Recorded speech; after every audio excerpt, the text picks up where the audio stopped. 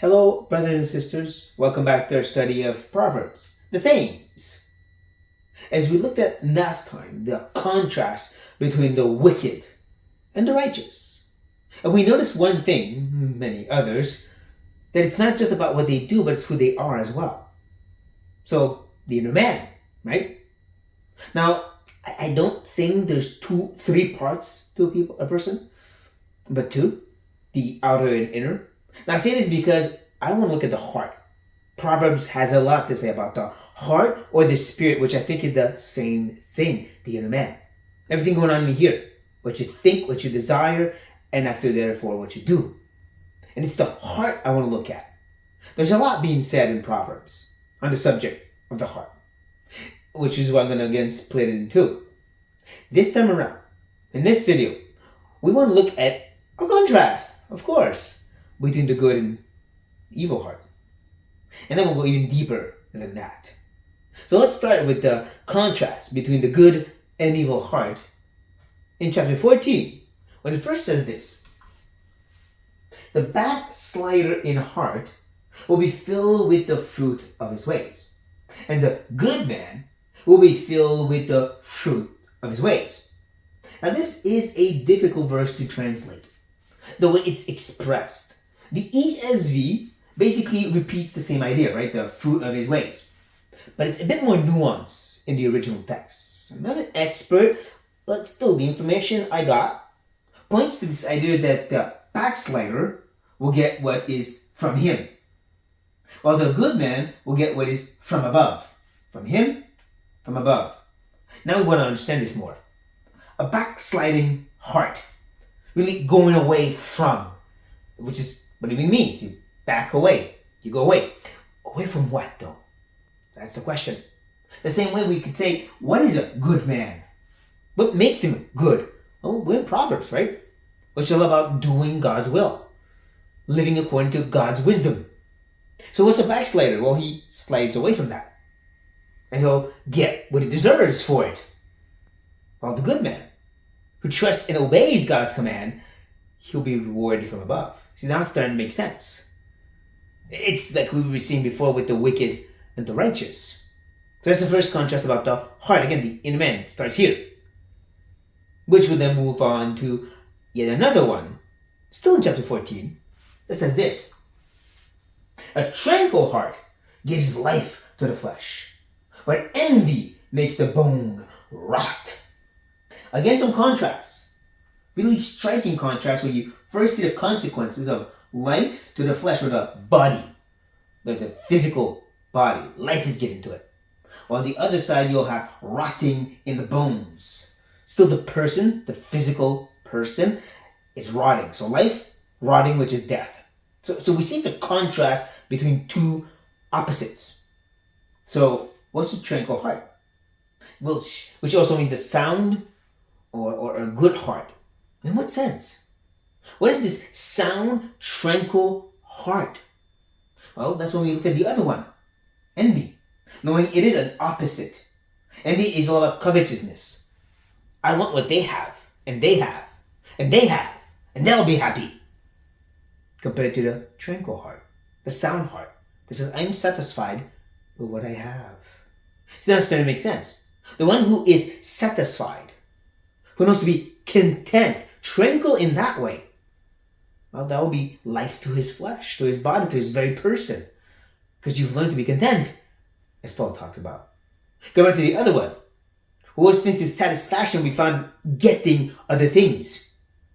If I could only get married, but then you get married. Yeah, but if I only have a child like they do, or at least 3 or 4 like they do, or a nice house with all those kids, then I'd be happy. You would just be feeding on bitterness and irritations, and envy will destroy or rot out your bones. So we start to see a pattern between this envious heart, this backsliding heart, and everything that he gets for it, hurting himself, destroying himself, and this good heart, one that is in peace with what God has given them and gets life for it. Now this moves on to chapter 50, where again there's one last contrast that says this: The heart of him who has understanding seeks knowledge. But the mouth of fools feed on folly. So, inner man, outer man, in a sense.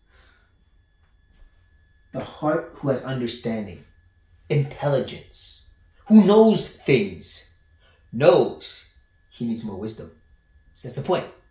He is humble enough to understand he doesn't understand it all. He needs God's wisdom. Because that's where you get it, from God. But you compare that, though, to this fool. The fool that says that God doesn't exist. And his ways, not important for me. I don't care. That fool would feed himself. So this mouth is spewing out garbage. He's going to feed on that, like a dog with its vomit, and just make himself sick, in a sense. And we've kind of seen that in the last couple of generations and centuries. The time of the Enlightenment, where man thinks his own reason can figure everything out. And then they spew out stuff, which the next generation eats up and spews out more stuff. And then we chew on that and spew out more stuff. And it just becomes a vicious cycle of feeding on folly. A folly that says we don't need God, or to understand life through God. We can do it by our own reasoning. Yeah, no. Somebody who's a real understanding, who's really intelligent, knows he needs more wisdom from God.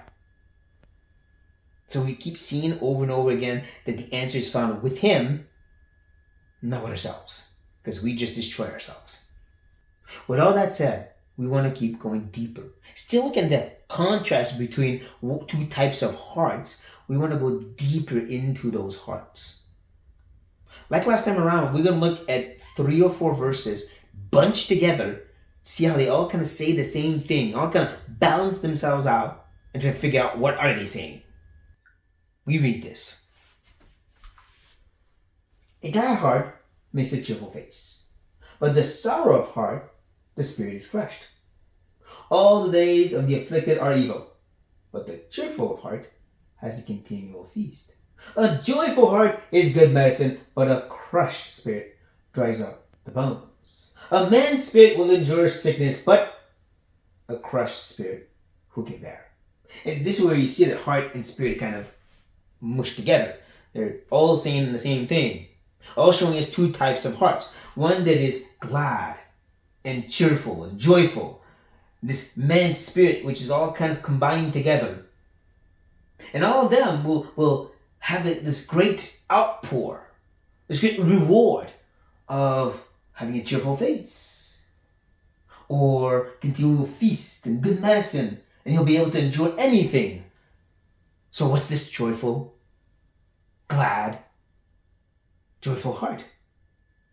Well, we've been seeing it, right? It's the one that knows he needs more of God's wisdom and willing to live according to it. That's the person, I believe, is cheerful. The one who is, remember, healthy, tranquil, sound. Because he's simply trusting God and what God gives. He is satisfied in that, and that will give him the feast he needs, the good medicine, and able to endure anything, because whatever it is from God's hand, it's okay. Compared to those who are sorrowful of heart, who have a crushed spirit, repeated twice here, and who are afflicted. What they'll have in return, they'll be crushed. They will have their bones dried up like the rotting bones, and they can bear anything. That's what I think is being said here by are evil. Not in the sense that they'll only suffer more evil, but the way they'll deal with it will make everything worse. Again, the whole spinning around of this is bad and I can't get out of it, and if I can only fix it, then I'll be happy. And that spinning around just makes everything bad always worse. The mindset. Because this sorrowful heart, this crushed spirit, it's the one that thinks he can figure it out by himself, his own reasoning. When it's always envious, if I only had, I'd be happy. And therefore he's always walking away from God's command. So again, we keep seeing what's the difference between these 2 hearts. And of course the consequences that go with it. That's when we're going to end on a note that shows us where the answer lies and the good will come out of it. When we read this, the light of the eyes rejoices the heart, and good news refreshes the bones. This is not contrast, this is repetition, parallelism. We repeat the same idea twice in two different ways. So the light of the eyes is the same as the good news. It rejoices the heart or refreshes the bones. The same thing. It will help your inner person. So what is this light? What is this good news? I'm glad you asked. This light reminds me of the words of Jesus in the Sermon on the Mount, when he speaks about how our eyes are like the light of our inner man. Now this light in the contrast, this light in the context speaks of receiving his word, his teachings, what he's trying to put forward. How that's the light, taking this truth, it's going to bring light into your heart. The same way this good news should make us think of the greatest news of all. God has made peace with us through Jesus Christ. Oh yeah, it wasn't clearly stated then, but still, I don't think it's just good news like you find out you wanted $1,000.